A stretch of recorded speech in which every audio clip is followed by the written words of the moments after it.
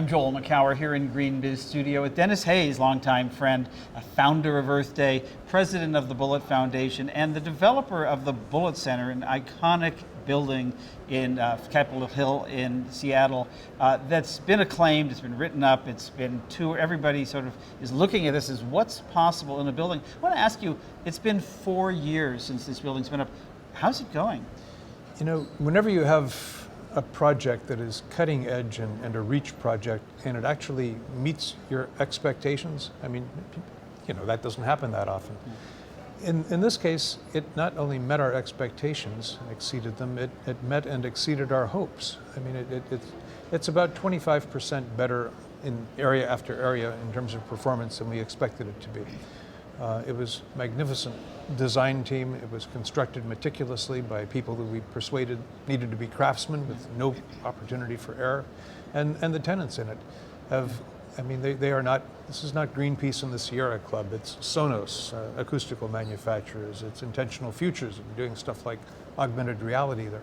But they're all helping us to sail the ship. Yeah. They're doing that part. And you had to sort of build the ship in the sense of a lot of the things that you did back then hadn't been done before, and you had to sort of create, as I recall, some restricted substances lists that didn't exist for buildings, and persuade probably manufacturers and others to do things in a certain way.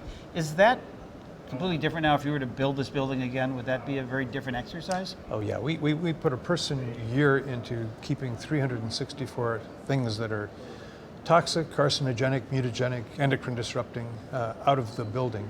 Today, that would not be terribly difficult. There are a whole number of places where you can go to, like Declare, that will tell you what is in all of those products. Yeah. For us, it was a big exercise. Interestingly, when you actually get down to it, of all of them, maybe 24 could have had an adverse effect upon the tenants in the building. The others had an adverse effect upon the people that were building the building, doing the construction, or the people down in the factory that were manufacturing these things.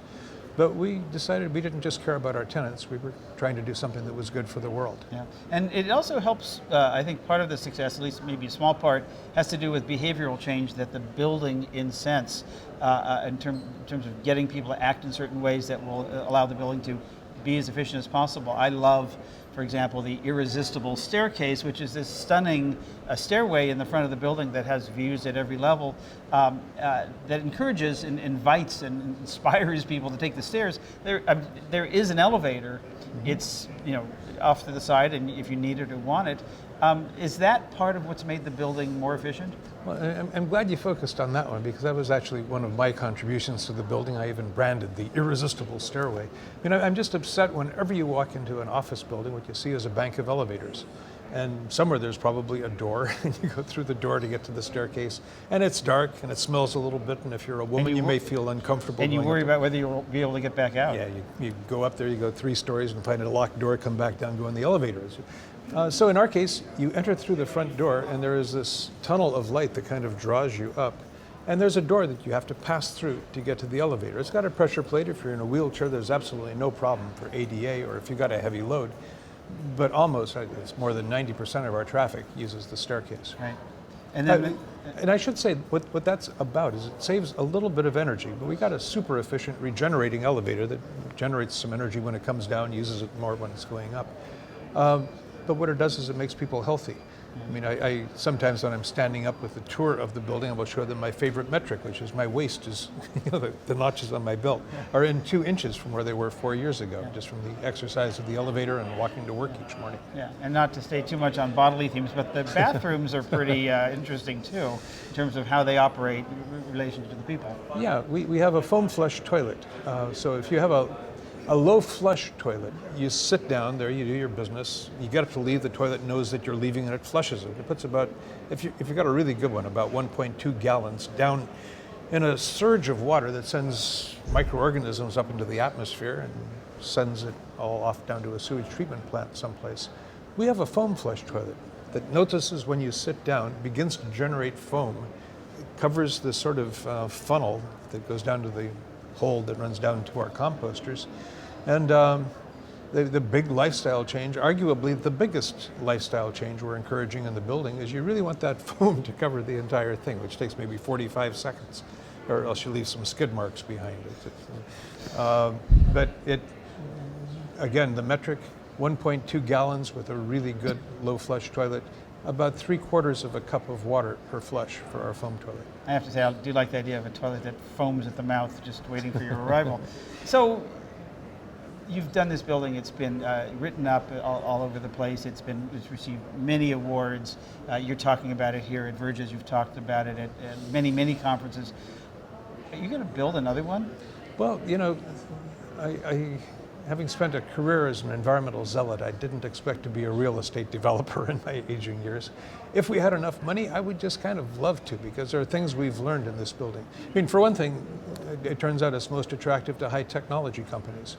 Right now, most high technology companies are dominated by men.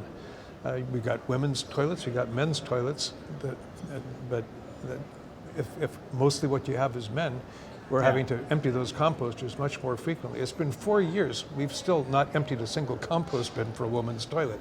So we would have unisex bathrooms if we did it again, and while we're waiting for society to catch up with us and women in the place. We put 1/3 of the total assets of the Bullitt Foundation into this building. We are wildly undiversified in terms of our portfolio, with one building in real estate in one city in the United States. They're not going to put 2/3 of it in. So unless some a venture fund comes along and says, we'd really like you to do another one, Dennis, I'm afraid this is my one shot.